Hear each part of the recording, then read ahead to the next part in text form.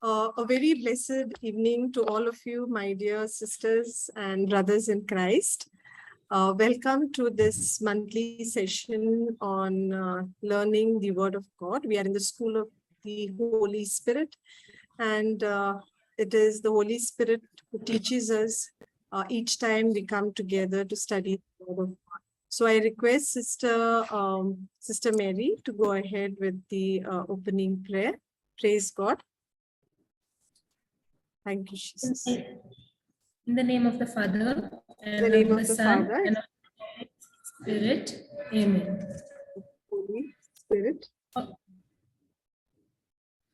Almighty God, I thank you for blessing us with this beautiful day today. As we join this meet, I ask your inspirational guidance on Miss Sumitra and help us all who are present here in the meet to understand and grasp all that we learned here today. We make this prayer in Christ our Lord's name. Amen. Amen. Amen. Praise God. In the name of the Father, and of the Son, and of the Holy Spirit. Thank you, Jesus. Thank you, Jesus. So, once again, a warm welcome to all of you. So, we've been meeting every month, and today let us study on patience. Okay. So, how would we understand or define patience? Can anyone share what do you understand by patience? Praise God. Thank you, Jesus. In your own words, nothing like a right or a wrong answer. We are learning together. So what do you understand by the word patience? Praise God.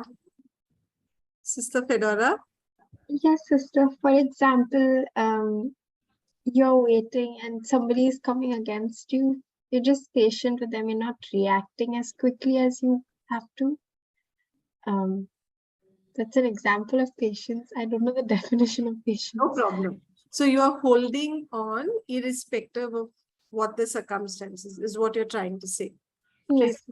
So basically, in other words, it is patience is an attitude. It's an attitude to remain the same, irrespective of change of situation, irrespective of what people are speaking about you, whether they're speaking against you, your attitude remains the same. So your attitude is not subject to other people's ways, other people's behaviors, but you are remaining the same. So if we have to see this in the context of Jesus, now Jesus was extremely patient. He was judged unjustly to be crucified to death. Now we know that we know that Pilate could not find any fault in him, and yet eventually he condemned Jesus to death. Now, in spite of all that, Jesus has had the power. Now, we know that he's the Son of God, and he has had the power to call angels, to call upon, just speak the word and finish off the battle. But we see that Jesus employs patience to go through all that rough treatment. And what was that rough treatment? He was scourged, he was abused, he was mocked at, he was beaten, he was offended, they spat into his face, he was made to carry the cross, was crucified. And even when he was on the cross, we know that the thief on his left did not speak well. He spoke things which were to provoke him. But yet, Jesus was very, very patient. And why was he patient? Was it needed that he be patient? Or could he also, because he was with flesh on? Jesus, he is the Son of God, but when he came to planet Earth, he was with flesh on. So, if he had to lose his patience amidst the trials, amidst the tribulations that were going on.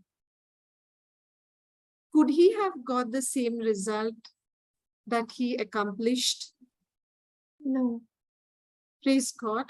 Thank you, Jesus. So for Jesus, he was focused on the end result. For him, the end result was important.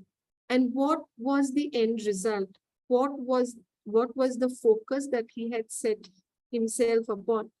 The focus was to set the captives free, to set mankind free from death, from sin, from being condemned to be in hell.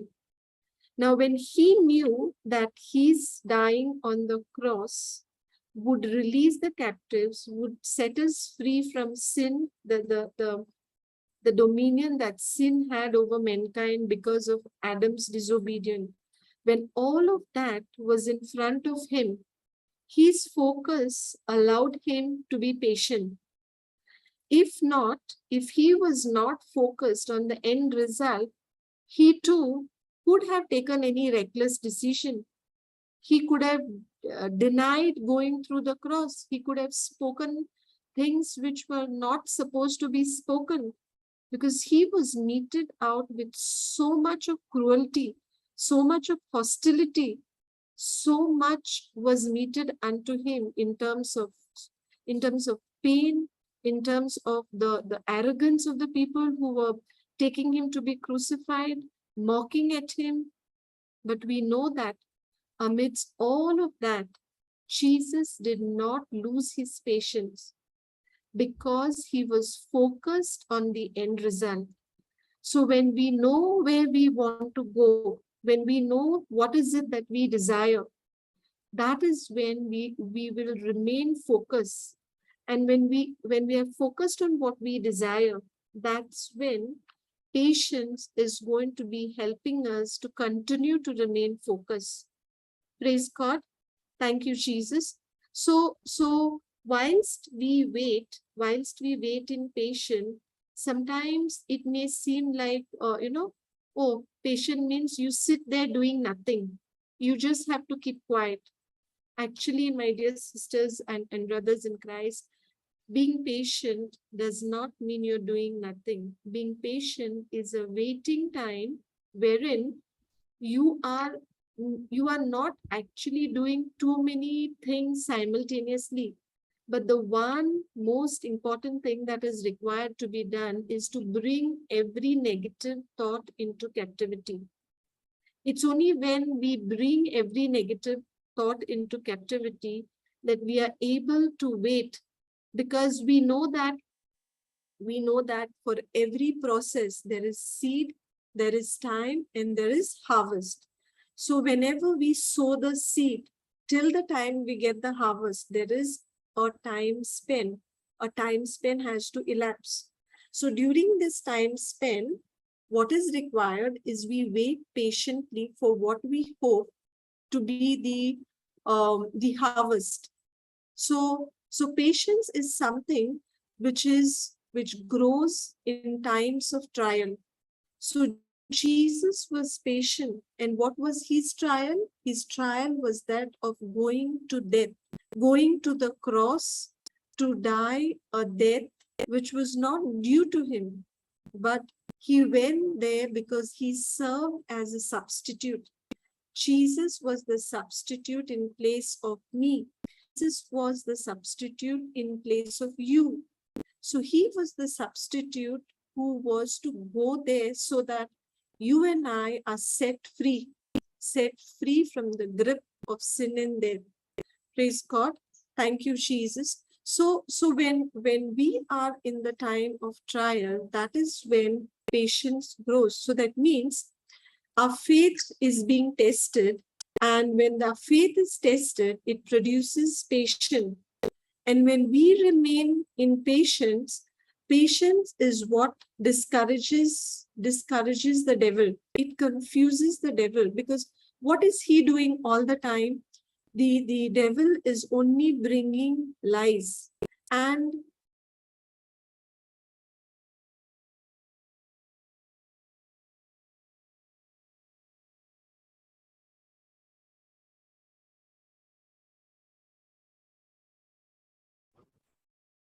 Thank you, Jesus. I think I got disconnected. Sister, can you tell me where did you lose me? Sister, you're talking about how your faith is being tested and Praise when God. your faith is being tested. Okay, You're so gonna- I've not been disconnected for long. No, Praise no. God. Thank you, Jesus. So when what I was saying is when patience is grown in times of trial, I said, and when our faith is tested, we see that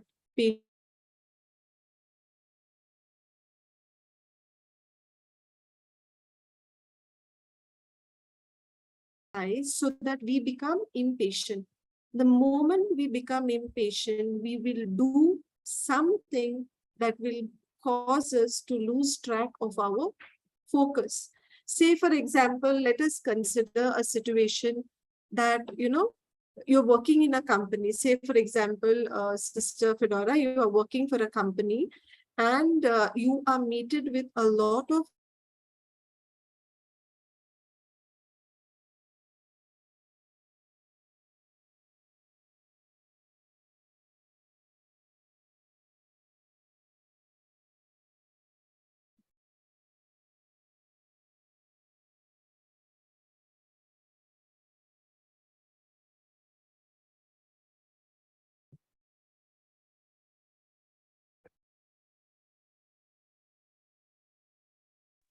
praise Jesus.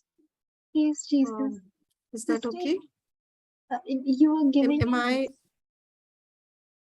you were are you giving able? an example of me at work, and after that we lost you. Sister, maybe you could put your camera off. I think that would help.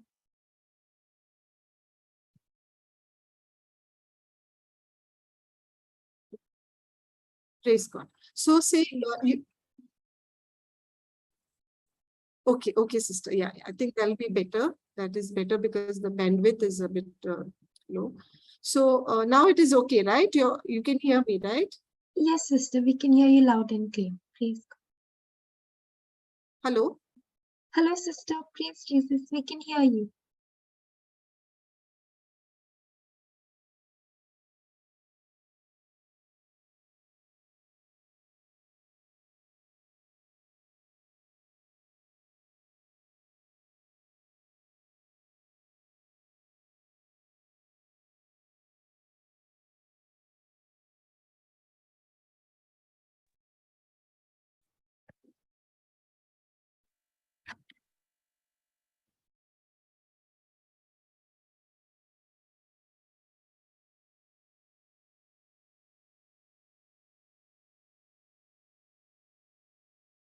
Audible?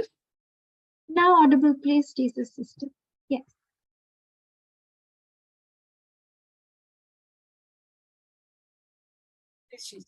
So for example, we have Fedora working for a company and your boss is troubling you a lot. Okay. Now that your boss is troubling you a lot, you are tempted to resign. Okay. Yes. So you are tempted to resign. And when you're tempted to resign, uh, you feel you just can't manage to handle it, and you become so impatient, you become so intolerant, and you finally give up. Okay. Yes, sister. Now this is a kind of a trial situation. So what is the enemy doing? The enemy is giving you lies that the boss is troubling you because the boss wants to sack you. And he wants you to, resign and go.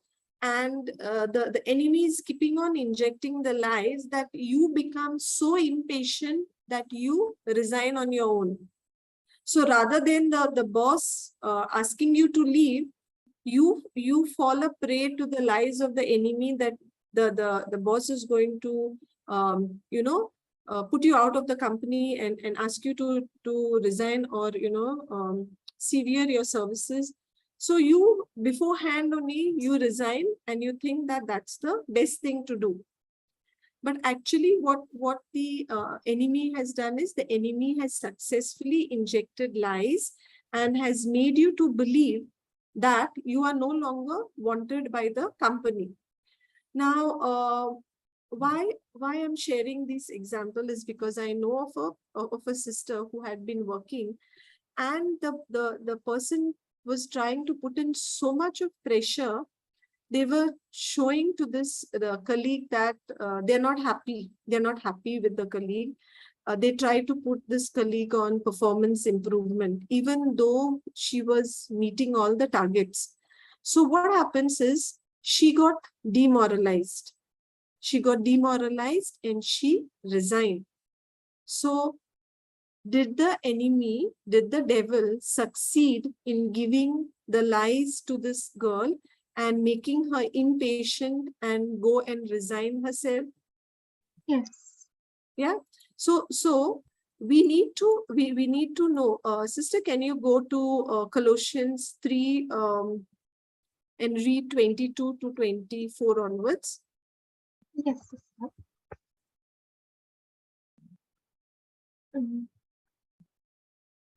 Slaves, obey your earthly masters in everything, not only while being watched and in order to please them, but wholeheartedly fearing the Lord. And whatever your task, put yourself into it, as done for the Lord and not for your masters, since you know that from the Lord you will receive the inheritance as your reward. You serve the Lord Christ. Praise Jesus. So praise God. So it is very important for us to always remember that we are not serving our earthly masters. They are just they have just given us a opportunity to to be able to be working in a company, and we don't serve them.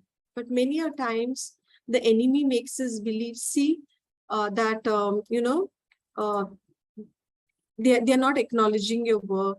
They're not happy with what you're doing. So why work here? So what you're doing, you are buying in the lie that the devil is trying to give you, and you're losing your. You are there to use your skill set. You are there to use your skill set and be a benefit to the company. But because the pressure is so much and the enemy has given you the lie, and you are buying in the lie, the person then gives up. And when the person gives up, then there is nothing further that the Lord can do for you in that position, because you've already resigned. But we are required to stay in that position. No matter what happens, we are required to continue. And it's only when we continue, we remain in patience, we are able to see the benefit, the benefit of what the Lord has kept in place for us. Because our promotion, our increment, our acknowledgement does not come from earthly masters, but it comes from God. Praise God. Thank you, Jesus. So let us know that when we remain patient, our patience demoralizes the enemy. The adversity is getting demoralized through our patience. But when we get demoralized, it is the enemy who has a victory, because his lie has now been successful. So sister, can we go to Psalms 37 verses 4 and 5? Thank you, Jesus. Take delight in the Lord, and he will give you the desires of your heart. Commit your way to the Lord. Trust in him, and he will act. Praise God. So here the word of God is telling us to delight. Now, what is to delight? So how would you explain delighting yourself in the Lord? Sisters, my precious sisters on the call, Can anyone share what you would say is delighting in the Lord? In your own words, let us make this as an interactive session. Delighting in the Lord.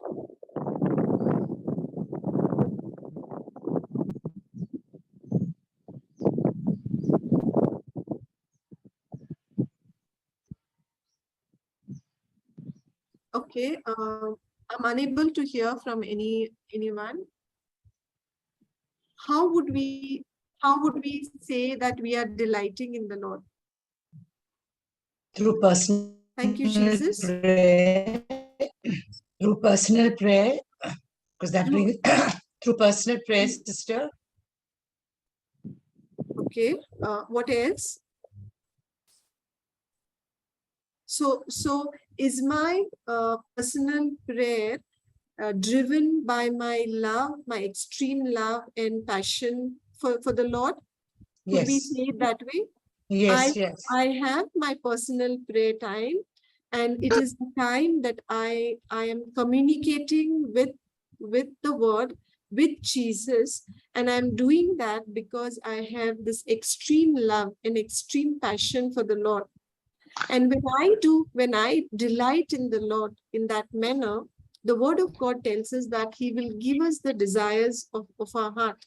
Now, what are these desires? Now, it is not to say that when we delight in the Lord is going to give us every desire. So, supposing a person has an ungodly desire, a person is praying with the Lord, but he has a desire in his heart that he would want to go and rob the bank. So can we interpret and say that because I'm delighting in the Lord, He will give me the desire of my heart to be able to go and be a right way of interpreting it? No, because it's an evil desire. Praise God. God's desire. It's an evil desire. Praise God. Exactly. So that means when I go to Psalms 37 verses 4 and I say delight in the Lord and He will give you the desires of your heart. These are the desires which are godly desires that are put in my heart when I start growing in my love with the Lord. Praise God. Thank you, Jesus. So here we see that the Word of God also says that when we commit our ways to the Lord and we trust in Him, He is going to give us our desires. That means there is always going to be a testing. And during that testing time, the enemy is going to inject us with a lot of unbelief. And when we are injected with unbelief, it is patience that comes to our rescue. Sister, can you read verses 36 and 37? Yes, sister. He will make your vindication shine like the light, and the justice of your cause like the noonday. Be still before the Lord, and wait patiently for him. Do Sister, not fret. 36 and 37 verses 37 verses 6. Yes, sister. He will make your vindication shine like the light, and the justice of your cause like the noonday. Praise Jesus.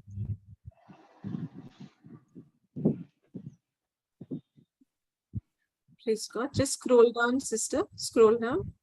Yes. 37 verses 7. Yes, sister. Be still before the Lord, and wait patiently for him. Do not fret over those who prosper in their way, over those who carry out evil devices.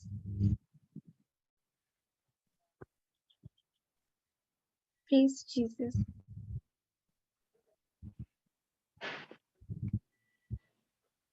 Okay.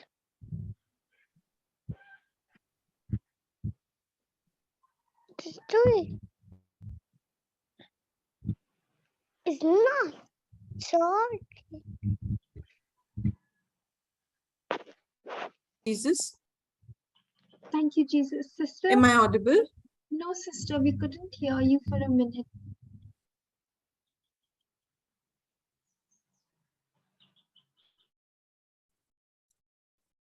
Thank you, Jesus.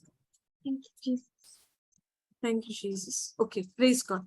So Psalms 37 verses 7 tells us, be still before the Lord and wait patiently.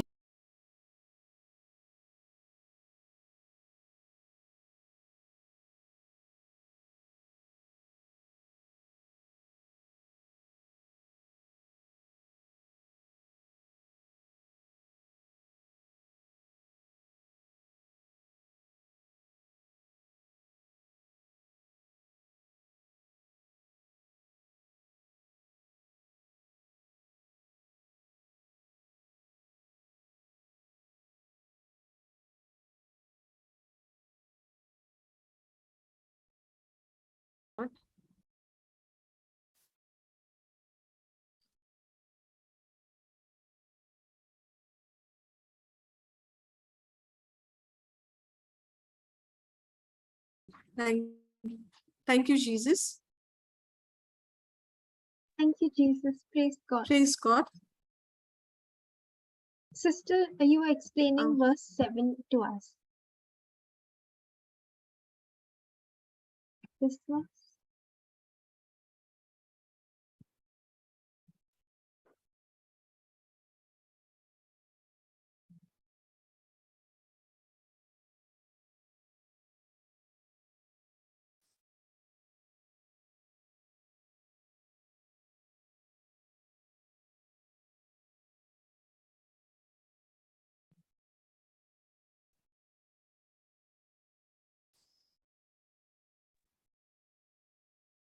I'm extremely sorry. I've had a lot of trouble with the network.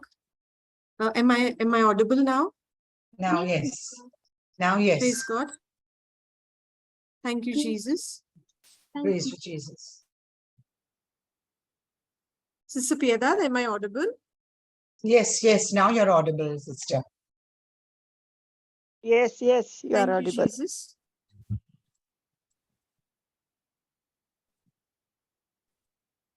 I'm extremely sorry. There's a lot of disturbance with the network. I'm very sorry. Okay.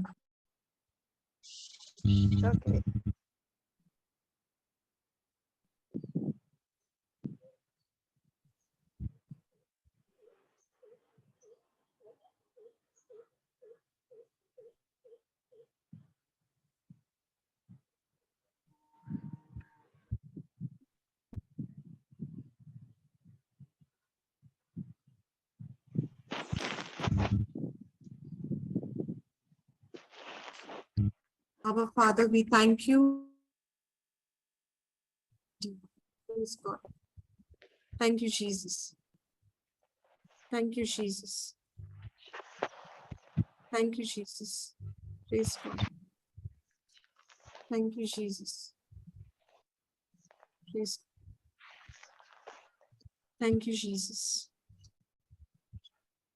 Thank you, Jesus. Hello. Yes, praise God. Thank you, Jesus. So I was speaking about Psalms 37 verses 7.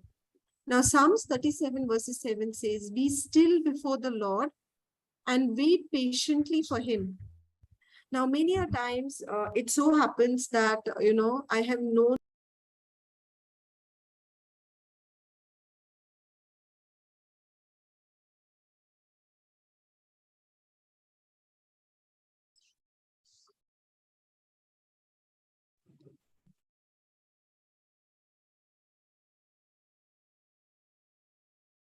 praise God. Thank you, Jesus. Thank you, Jesus. Sister, we didn't hear you, sister. So many a times when I minister the word of God, I have people who come and they share saying that,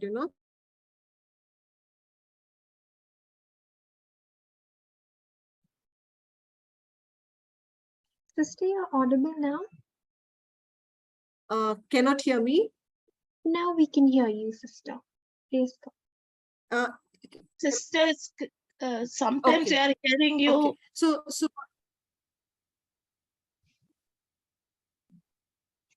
It is not continuous, sister.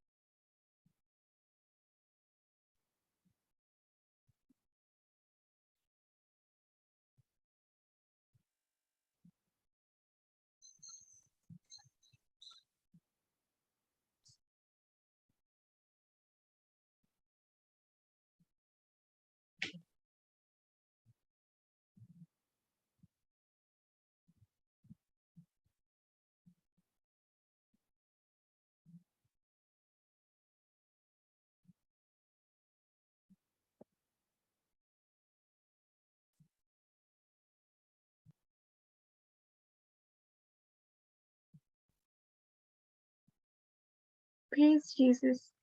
So until that time, Sister Theatri, can I share a little small testimony that I have with respect to Colossians 3:22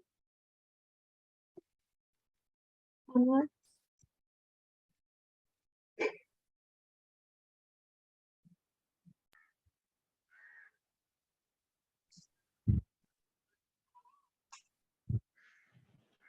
Yes, sister. Yes. Praise Jesus. Thank you so much, Sister. So I was also working for my internship in the company. And when I had gone into the company, everything was like a bit new for me. Yes. So I started, Yeah. praise Jesus. So because everything was new, I was into this panic mode that, oh, I have to know this also, I have to know that also, and this and that and that and this. So with that, I was so impatient, like our sister Sumitra said. I was very impatient. I was trying to do everything on my own self, on self effort, trying to do my do whatever work they are giving. If they're not giving any work, also I would get impatient and say, why are they not giving me more work? Am I not a good intern? Something like that. Until Holy Spirit gave me this scripture.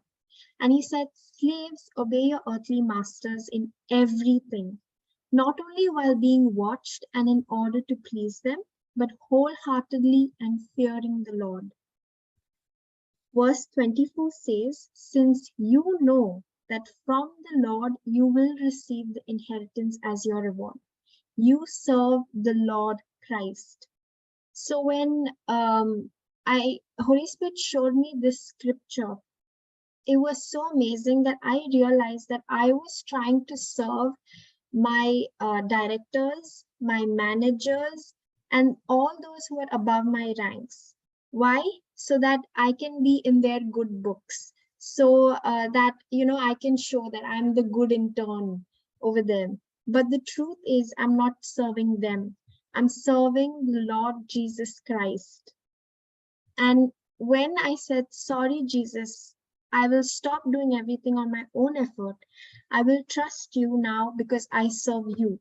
You are my God, even though I'm in that workplace. Yes, I will obey to the orders of my managers or my directors of the partners, but I am still serving you.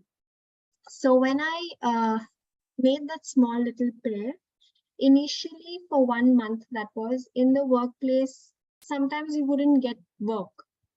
But when I had said that little prayer, accepted the Lord Jesus as my master, immediately there was work coming. There was people that I could meet, managers from different teams. And this is the favor of the Lord. This was the Lord telling me that it is His provision.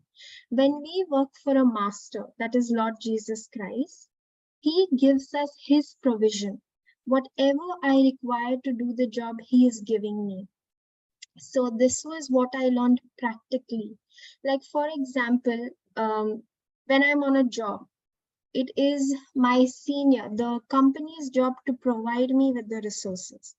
Likewise, when we work for the kingdom of heaven, the kingdom of Lord Jesus Christ, it is the Lord who's taking care of us. That is why we say, Lord God is our provider. So praise God. Thank you, Jesus. This was a little testimony that I had to share of how accepting that Lord Jesus Christ is our master, knowing that he is the head, knowing that promotion comes from him. We don't have to run behind people to impress them, like, and tell them and be in their good books, especially. That then becomes a burden on us.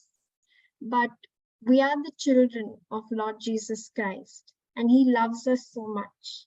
And imagine serving him where he's only teaching us everything. Praise God. Praise God. That's so beautiful, Sister Fedora. Thank you for sharing. And I believe that all the trouble of the network have been resolved, and we are able to continue with the session without any interruption now. Thank you, Jesus. So thank you, Sister. And can we go back to Psalms 37 verses 7? Yes. Thank you, Jesus. Yes. So we were looking at be still before the Lord and wait patiently for him.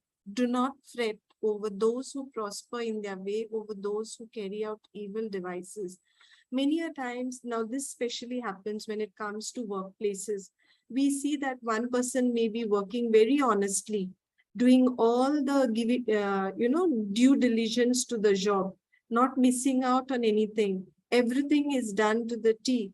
And maybe because the person is not getting into wrongful ways of pleasing the bosses or going with the people around, the colleagues, this person may not be according to the definition of the workplace, may not be very successful, may not be seen as someone who's prosperous, who's getting promotion, who's getting good breaks.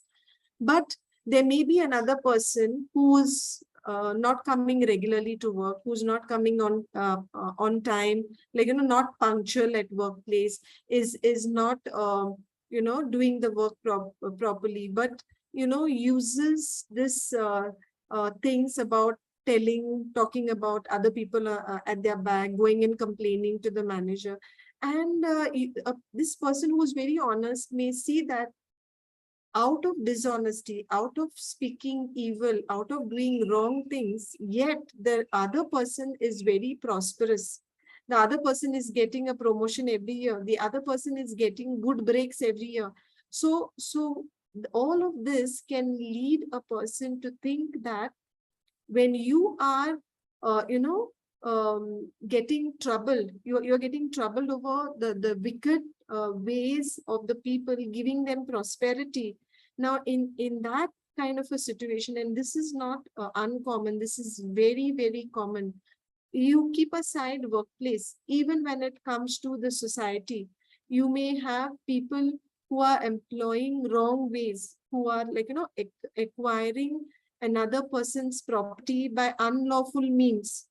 By bribing certain officials, they take captivity of another person's property and they unlawfully seize it, and then they claim it to be theirs. And the person who's in the right and the person who actually belongs to is standing to lose all of it. So what happens? The person who's on the right can be demoralized.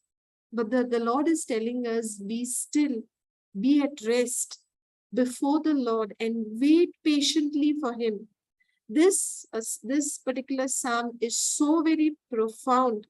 And when you look at Psalms 37:7, and if we can meditate on this scripture, it will help so many of us in our day-to-day life, especially when at times when we are getting sidelined, when we get sidelined, even in terms of when it comes to institutions, when it comes to universities, maybe at workplace, even in the society, so many of us are being sidelined, not because we are not doing it right, not because we are not honest and sincere, but because there are those ones who are using evil devices like bribe, by speaking wrong things about others, and we find them prospering. But the Lord is telling us, do not fret, do not be troubled. We are not to be troubled by the success of people who are adopting evil ways. And when we see that, and we can go, Sister Fedora, you can read 37, 8 and 9. Thank you, Verse Jesus. 8. Refrain from anger and forsake wrath. Do not fret, it leads only to evil. For the wicked shall be cut off, but those who wait for the Lord shall inherit the land. And the next one also, 37, 10. Yet a little while, and the wicked will be no more. Though you look diligently for their place, they will not be there. So here we need to understand that when we wait patiently, when we rest in the Lord and we are waiting patiently, and we are not getting carried away by the ways of the wicked, thinking that even if I do the way they do, then I can also be prosperous. If I adopt the strategies that they are adopting, I can be also successful. Who wants to wait in poverty? Who wants to wait in, without getting any success? And who's got time to be patient? We want everything, at a fast pace. So I will also adopt the ways of the wicked, the evil devices, the wrong ways, and I will also prosper. But we see that in Psalms 37, 9, the Lord says, for the wicked shall be cut off, but those who wait for the Lord shall inherit the land. So if I am going ahead and adopting their ways, because I see them prosperous, the now and immediate, in the current context, I see that they are prospering, so I adopt their ways. But what is the end result? What is the Lord telling? The wicked shall be cut off, and those who wait for the Lord shall inherit the land. My dear brothers and sisters, we are on this planet Earth, and our life on planet Earth is just like a blink of an eye. Our life is a life that we are going to be living for eternity when we live according to the way the Lord has called us. If we keep looking at things the way the world is showing us, we will get demoralized, we will get discouraged. And when we get discouraged, what happens? We walk in the footsteps of those who are going the wrong way. So that is why it is important that we wait unto the Lord in patience. Now, the next thing that comes is patience is necessary for us to understand the timing of God, because often we know that we feel, okay, I've been waiting and waiting and waiting, but nothing is happening. But in another person, without even going for mass, without even praying, without even doing anything, they are blessings. They are blessed. They're having a good life. They're having good holidays. They are moving in luxury cars. And I'm working so sincerely and I'm working so hard. And why is it not coming to me? So where am I positioning myself? I am placing myself in a place that I am envious of the wicked ways, wherein I am trying to come to a place that I want to mimic them, I want to copy them, and I want to be successful like them.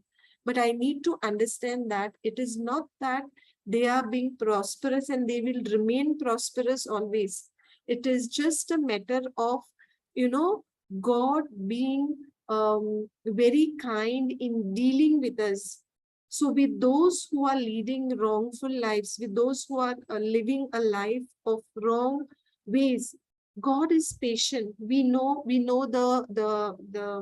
In the Old Testament, we know this situation of the city of Nineveh. Now, Nineveh was a city which was full of evil.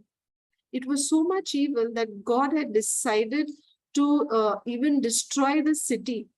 And even whilst he decided to destroy the city, yet God wanted to give them another opportunity.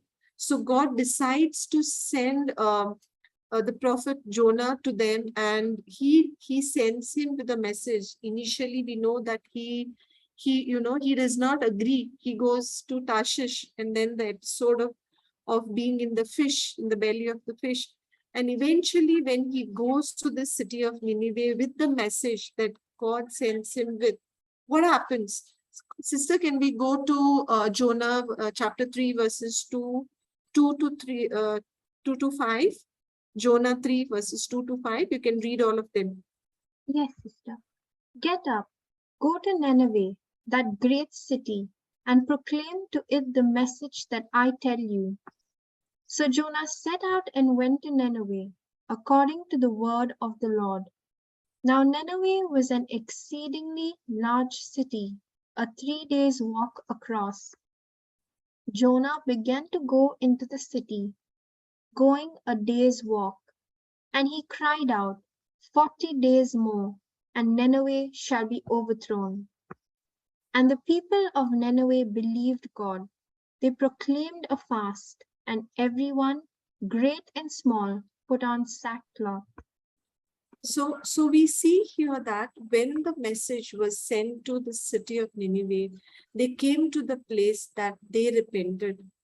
God could have, without even giving them that additional benefit of sending Jonah, they could have destroyed the city. But God was very patient. He wanted them to come to repentance. He wanted them to change their ways. So in the same way, what happens is when we see people prospering, when we say, for example, let me take my own example. Now, I have been living a life which was away from God, and I was all about me, my career, my family, nothing to do with God, nothing to do with prayer, nothing to fellowship with God. It was so bad that God has given each one of us the same number of hours every day. Each day of each person is made up of 24 hours. Maybe the lifespan will vary, but in a day, it is 24 hours for everyone. And I don't mind saying it now, but at a time in my past, before I could encounter the Lord, I can say I did not even spend 10 seconds in those 24 hours to think about God, to thank God, to fellowship Him. At the most, I may have said okay, just remember, and that's it. My life was so devoid of God. I can say I was dehydrated, completely dehydrated. There was nothing about God in my life. And yet, how long did the Lord wait for me? Till he kept on giving me messages. There was even a colleague at my workplace 2 years before the instance of my, I think it was 1 or 2 years before that instance, that before I was afflicted with the sickness, she had gone to Logos and she told me, Sumitra, I see, she would call me madam that time because she was my subordinate. Whenever you get a chance, you go and attend a retreat. But for me, it was like, retreat now. Who has time in the world to go for retreat? I have my job to honor. I have children to look after. And even if I do take a break, that break will be for a holiday. That break cannot be a break to go for a retreat. That was my attitude. But was the Lord patient with me? If the Lord was not patient with me, where would I have been? Amidst the pit that I was in, through the sickness, the Lord still sent a person who could lead me to, in the office, I was led to go to the retreat wherein I went to Logos and at Tabor. And whilst I started listening to the word of God, there were others who came along. There was another person who's the mother of my son's classmate and introduced me to the JCILM ministry. That's when my, a more closer relationship with God began. So if God was not patient with me, I was headed for destruction. So that means if we look at rather than taking other people's example, I take my own example, because was I successful? There was absolutely no prayer in my life apart from Sunday mass, which was also irregular. uh, was I successful in my academics? Yes, I did my master's. I did extremely well in my postgraduate diploma. I was a gold medalist. At workplace, I grew to be a manager. I was blessed. I've been blessed with a good husband. I've been blessed with two healthy, loving sons. Everything was good. That means God has continued to bless me, and he was patient with me, waiting for me to come to him. But amidst the situation, when everything was going right, I did not find the time, did not find the interest. So in the same way, God was also very, very patient with the people of Nineveh, even though they had nothing to do with God and they were all living evil ways. Yet God was very patient. So what happens is, when God is patient with us, it is a way by which he is giving us opportunities to repent, to come into repentance, to come into his presence, to seek him. And it's only when we allow ourselves, we allow that we choose not to remain with a heart that is hardened. Because whilst we are in this world, we continue to live a life with our heart so hardened that we are not at all sensitive to the word of God. We are only sensitive to the demands of the world. We can only see the things of the world. So what is patience? What is patience doing? The patience, first and foremost, God's patient, God being patient with us, is giving us enough opportunities to come to him in repentance. And when I understand the love of God and I stay in the circumstances, I remain in my situation and I remain patient, then when I am patiently waiting for the Lord, now this patience is then permitting God to rearrange the circumstances in my favor. So even though earlier the things may have been not the way it should be, and maybe the things were going in the wrong direction, my health was deteriorating. But when I came to the Lord in repentance, and then I started seeking him, and I started resting in his promises, I was waiting patiently. Now that journey was a journey of 14 months. My treatment process took me through a journey of 14 months. And in those 14 months, the Lord rearranged the circumstances in my favor. So we who are now citizens of heaven, when we have accepted Jesus as the Lord of our life, and I heard, I missed it though because I was disconnected for some time, but I picked on a part which Sister Fedora was sharing. When we accept Jesus as the Lord of our life, we are citizens of heaven. And when we're citizens of heaven, we already have the visa to heaven. And when we have the visa to heaven, now what is pending? It is just the date by which we are required to return. But what are we going to do? Are we going to wait for that date to come? If we wait for the date to come, to transform our life, to come in repentance, we will not realize it, that even before the awareness comes, we may have no opportunity with us to come into repentance. So when the time is there, when we are blessed to have people around us to give us the message of the gospel of Christ, that is the time that we need to come to the Lord, and we need to come to the Lord. And whatever may be the desire of my heart, I need to wait unto the Lord in patience. And when we wait in patience, the Lord fulfills all the desires of our heart. And when we talk about patience, patience must be accompanied by prayer. Now, can we go to Romans 12:12, sister? Thank you, Jesus. Thank you, Jesus. Rejoice in hope. Be patient in suffering. Persevere in prayer. Praise God. So here the word of God tells us that rejoice in hope. So most of the times we see that we are talking about, your faith has healed you. Whenever Jesus spoke to anybody and he spoke about people's healing and deliverance, it's all about faith. But here the word of God is telling us in Romans 12:12, it is telling us rejoice in hope. Now, is hope important or is faith important? What is important? Hope, then Faith.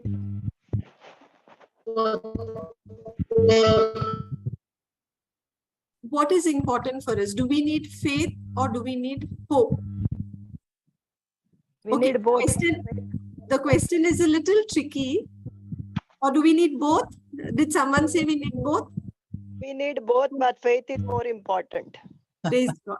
Thank you, Jesus. So we know that the definition of faith is a substance of things hoped for, evidence unseen. That means if I have no hope, thank you, Sister Fedora. So now faith is the assurance of things hoped for, the conviction of things not seen. So if for faith to supply the substance, sister, can you put another translation wherein it talks about faith as a substance of things hoped for? Yeah. So now faith is the substance of things hoped for. So for faith to supply the substance, it is the substance of things hoped for. So if there is no hope, if I don't have a desire, if I don't have the desire, so where is my faith going to supply the substance? So that means I need hope and I also need faith. So it is like, there was this very nice way in which Papa Johnson had explained, just like for a child to be born, you need the sperm and you need the egg. And both of these needs to fertilize so that the fetus comes, the fetus is born. In the same way, both hope and faith is required, because when we have hope, and how does hope come? How do we get faith? How do we get faith? by hearing and hearing the word of God. And how do we get hope? Through the word of God. Through the word of God. Praise God. So we get hope through the word and we also get faith through the word, but we need to have hope coming first, because we need to know what is our desire. Say, for example, a person is jobless and the person is qualified but is jobless. But if the person is not having a hope that he is going to get employed, that means he has nothing to look forward to. For example, let us take Abraham's case. Now, Abraham was in a situation of hopelessness. And that is why when he communicated with God, he said, I don't have a child. I am childless. And that's why Eliza of Damascus would be the one who would inherit everything. So he was hopeless. So how did God give him hope? God gave him hope by telling him that he will become a father of many nations. And when he started speaking that and he started believing that, faith came. So we need to have hope, and that hope too comes when we have the word of God. When we have the understanding of the word of God, hope comes. And by hearing and hearing the word of God, faith comes. And when I have hope, then I have faith supplying the substance to the things hoped for. And when the process has begun, the manifestation is received. And between me having hope and growing my faith, I need patience. So patience is my breeding ground. So when I am hoping to receive something, and I'm taking the promises of God, and I'm claiming those promises, and I'm willingly waiting in patience, that's when I receive the manifestation of my whatever that I'm desiring. Now the question is, how do I grow patience? Am I going to be able to grow patience by reading the word of God alone? See, I get hope from the word. I get faith by hearing the word of God. But how will I get patience? I know what is the word of God saying, and that's why many a times we have people saying, I have faith, I will be healed. I have this, I have hope and I have faith that I will be healed. But comes the test, comes a extreme symptom, what happens? So how is my patience going to grow? Is my patience growing by me reading the word? Praise No. God. So can I have a response? How will my patience grow? When it's tested. So there'll be trials, there'll be practice time. Praise God. So let us go to Romans 5:3. Thank you, Jesus. And not only so, but we glory in tribulations, knowing that tribulations worketh patience. Praise God. Praise God. So that means we are growing in faith by hearing the word of God, but we grow in patience through the tribulations that come our way. So when we have challenges, when we have a battle at hand, for example, a person who is working in an office, he is persecuted. He is, in spite of doing everything in the right manner, in accordance to the policies and the procedures, yet if somebody wants to put that person down, is not meted, not given promotion, not given increments. And at that time, when the person is faced with tribulation, the person is staying focused on God's promises, keeping oneself, the focus is there. I am working here not for the boss or the company. I'm working here for the Lord, and it is my promotion that is coming from God. So this is what is helping the person grow in patience. So when the testing times come, testing times are the times where the person can grow patience, and it is the patience that will help us hold on to the desired result. So if my objective, when I am going through a situation, say, or anybody is going through a situation of sickness, and the objective is that I receive the manifestation of complete healing, and I'm continuing to hold fast to God's promise, which says, by the wounds of Jesus, I'm healed. No matter what the symptoms, no matter what the doctor says, the report says, what my body says, I am holding fast in patience. What is happening? I am going to be able to get the desired result when I choose not to give up on my patience. And that's very nicely conveyed in Galatians chapter 6, verses 9. Praise God. Thank you, Jesus. Thank you, Jesus. And let us not be weary in well-doing, for in due season we shall reap, if we faint not. So it means when I know that I'm doing a good job, I'm doing, whatever I'm doing it in the right manner. It is all done according to the way I am supposed to be doing. And just because I am not given the acknowledgement, just because I am not given appreciation there, just because there is no one acknowledging my work, and yet I choose not to faint, yet I choose not to give up. What does the word of God says? For in due season, we shall reap. So what do we reap? What do we reap? You can go to 7, Galatians 6:7. Be not deceived. God is not mocked. For whatsoever a man soweth, that shall he also reap. So that means if a person is sowing the wrong things, he will reap a disaster.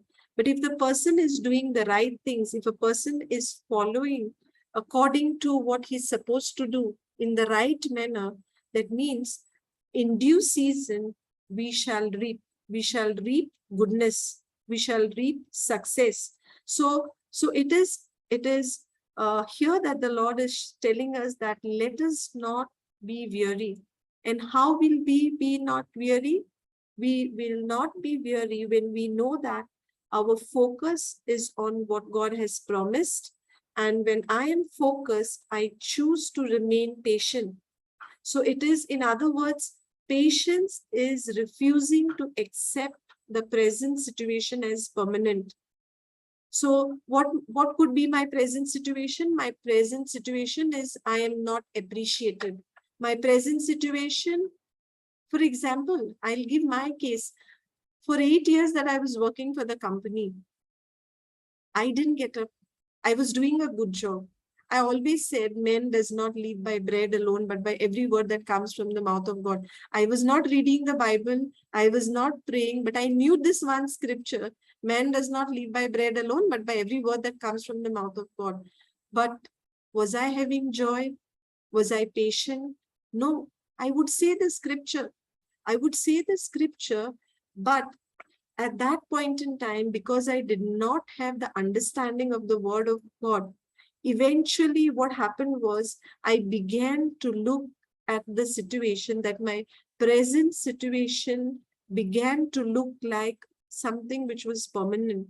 And that was, that got me demoralized. Today, I'm sharing that I need to be patient because now I understand through the written word of God that through tribulation, I grow patience.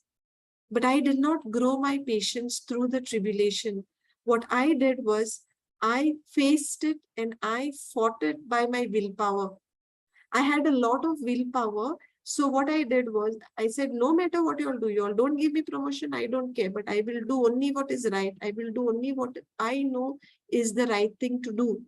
But I did not apply at that point in time patience. How would I have? I never knew about it. So I can apply the system of God, the system of the kingdom of God only when I know. And how will I know?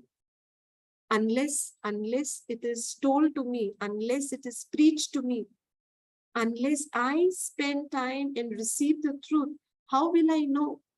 I did not know then. Was it God's fault that I did not know? Absolutely not. It was me who had hardened my heart. My heart was only and only sensitive to the things of the world. What the job has to offer, promotions, increments, how am I going to use my money, go for a holiday, go to nice restaurants, wear branded clothes, all of that. So how was my heart condition? My heart condition was hardened to the word, but my heart condition was very sensitive to the world. And in that, I did not know that that situation at my workplace was actually not permanent. I did not have the understanding because I did not have patience then. I was very impatient because if somebody would come and tell me something, I would be so quick to respond and give it back with an apt response according to the world, not according to the word. So patience is refusing to accept the present situation as permanent. It's only when I understand that, when I grow in my patience, a person who's growing in patience can never be defeated.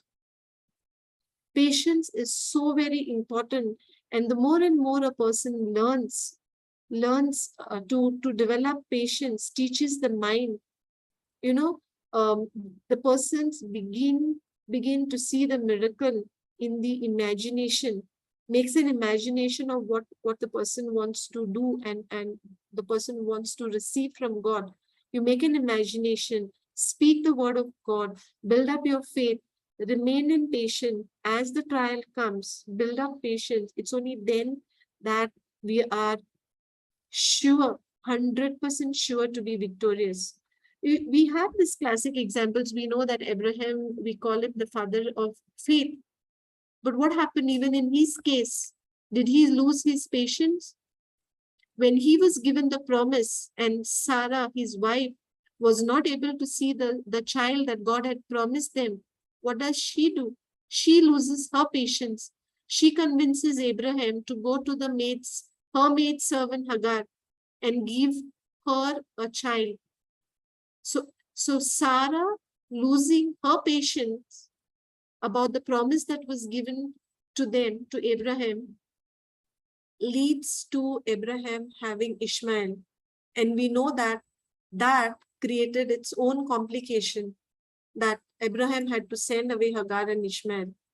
So it's very important for us to understand that when we are in the midst of trials, it is a time for us to grow our patience.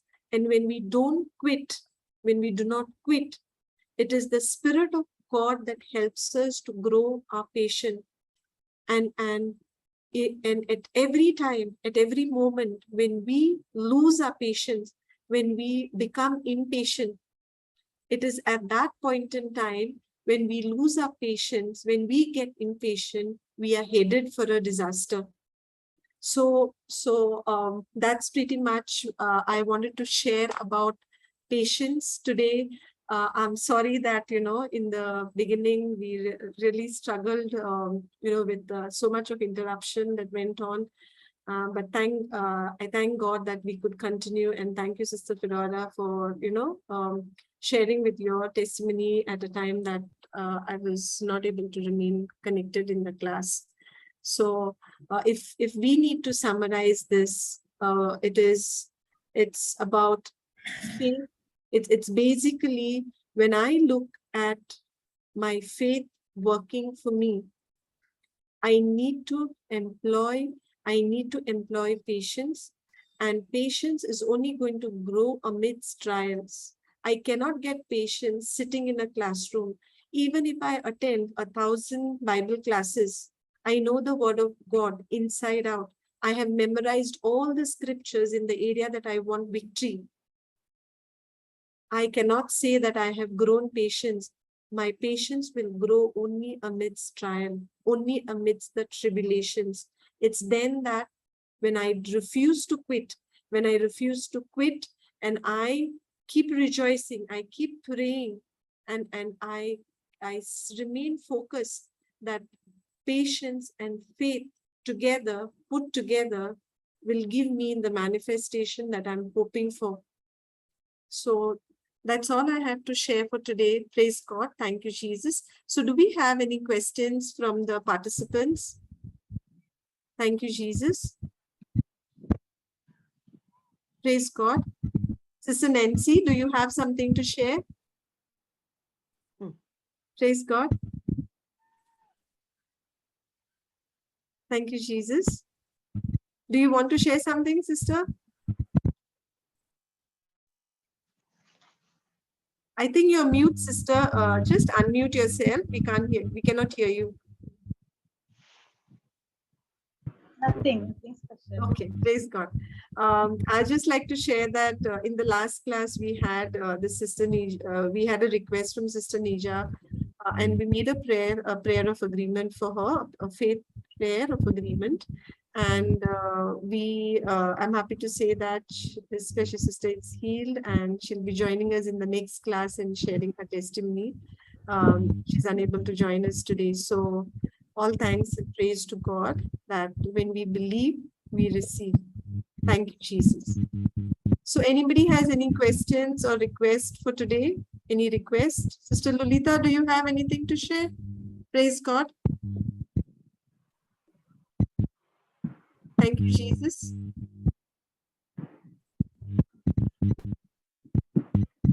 Thank you, Jesus.